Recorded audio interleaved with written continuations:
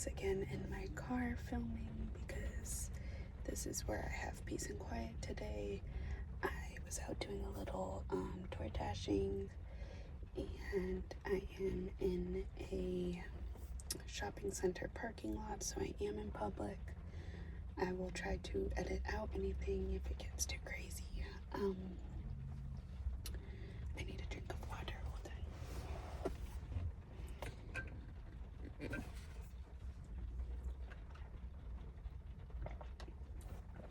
Also, it is raining, so you're going to hear the pitter patter, the pitter patter, pitter patter, pitter patter, pitter patter rain. I brought my iPad. Oh gosh, don't need that. I brought my iPad. Look at all the fingerprints. You can tell my child was holding it.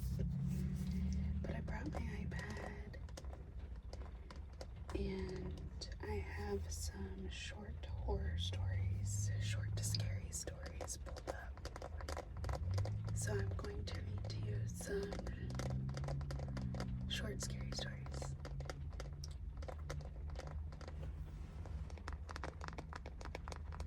You can just see my child's fingerprints. Okay.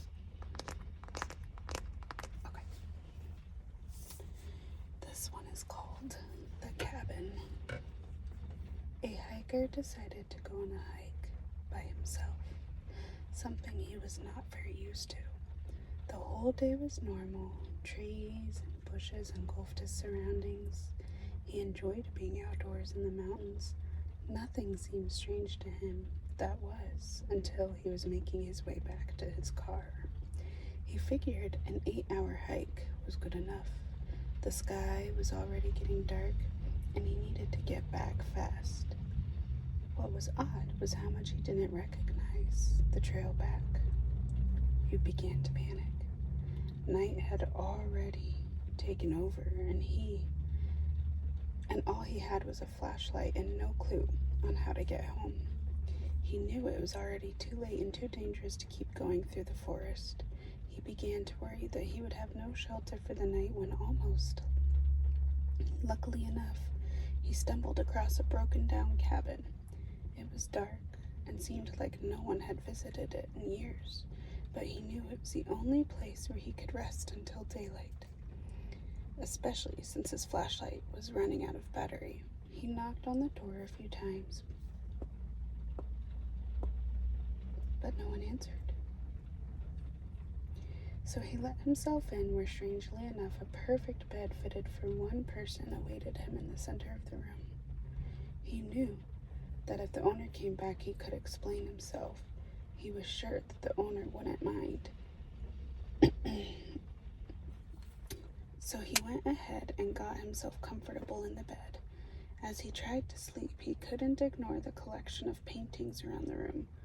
Portraits of strange-looking people, all peering at him, each wearing a smile that sent chills up his spine.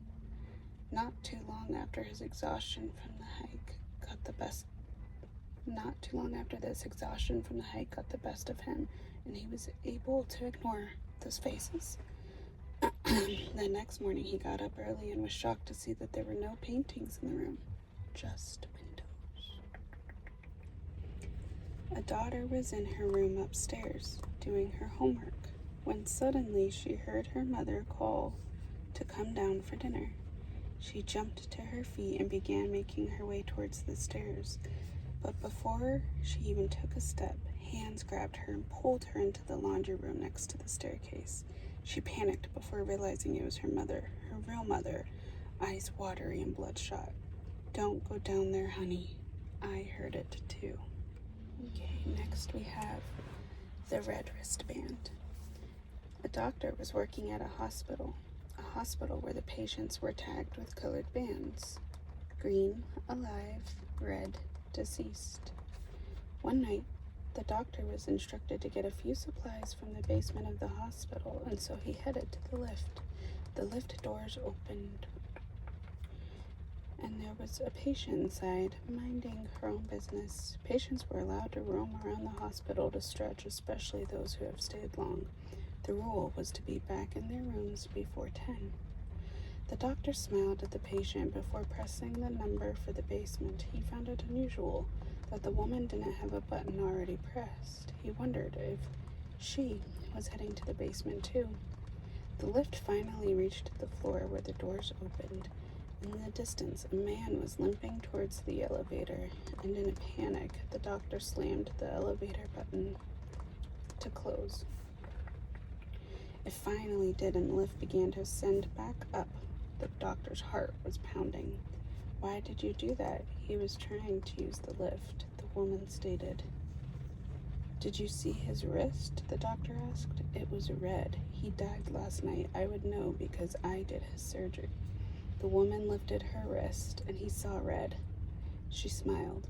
"Like this one?" This one is called Blurry. I got my first pair of glasses last week. My parents didn't think I needed them at first, but the doctor said that there was something wrong with more than just my eyes that was apparently pretty common, and that I needed specially prescribed glasses for my own good. He said that many people were never given the chance to see the way I would, so I was lucky to get them. I thought he meant cars and faraway worlds would become less blurry, but over the span of a couple days, many more things have become clear. I started seeing nightmare creatures all around. I had never seen them before, like in the corners of my room and in darkened parking lots. I took my glasses off the first time today, and let me just say, it's amazing how quickly the demons and creatures turn into trees and shadows. I know I'm not seeing the truth, but I'm a simple person. I'd rather things remain blurry just the way it is for everyone else.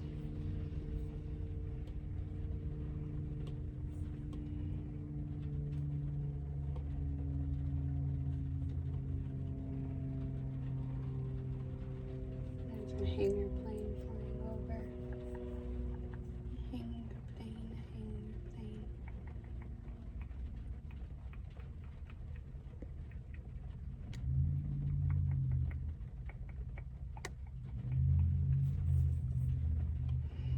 This one is the old man in the well. The old man in the well.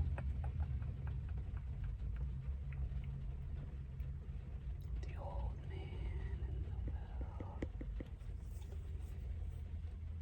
Keith was 12 the first time the old man in the well spoke to him. Keith was out playing after dark on the family's small farm near the well. The old well had beams supporting a rope and pulley with a bucket attached, even though Keith was told that the well ran dry before he was born. Suddenly, he heard someone say his name in a slow, raspy voice. Keith whirled around and saw no one. A look of confusion spread across his face, but he heard it again. "Keith." This time, it was said with more force and a bit louder. The voice sounded like one of the old farmers who liked to smoke. Looking down the well, Keith heard the same voice asking, "Have you got anything tasty?" Keith couldn't see anything past the first 12 or so feet down the well, even though it was a full moon. "Who are you? How'd you get down there?" Keith asked. "If you give me something tasty, I'll reward you," replied the voice. All Keith had were some cookies he had stuffed in his pocket as he left for the day. He put those in the bucket and lowered it. He had lowered it nearly 40 feet and was literally at the end of his rope when he no longer felt the weight of the bucket on the rope. 20 seconds passed and he felt the weight of the bucket again and began to pull the bucket up. As he finished the pulling the bucket up to the top, he heard the voice say, "No nice." Keith saw a reflection in the bucket and saw a rectangular piece of silver metal about the size of an army tag. It was completely flat and smooth. "Want fresh," the voice said. Even though Keith tried to talk to the old man again, there was no response. Keith made up a story about where he found the metal and took it to his father, who took it into town and confirmed it was an ounce of pure silver. After that, Keith kept a secret. It took a while to discover that the old man was only there the night of full moons. Keith quickly learned that only live things he put in the well would be rewarded, but only once for each item and once every full moon. So one of each kind of animal was lowered down the well and rewarded. Keith now had a cigar box mostly full of silver pieces by the time he was 16, but had run out of different animals to get rewarded for.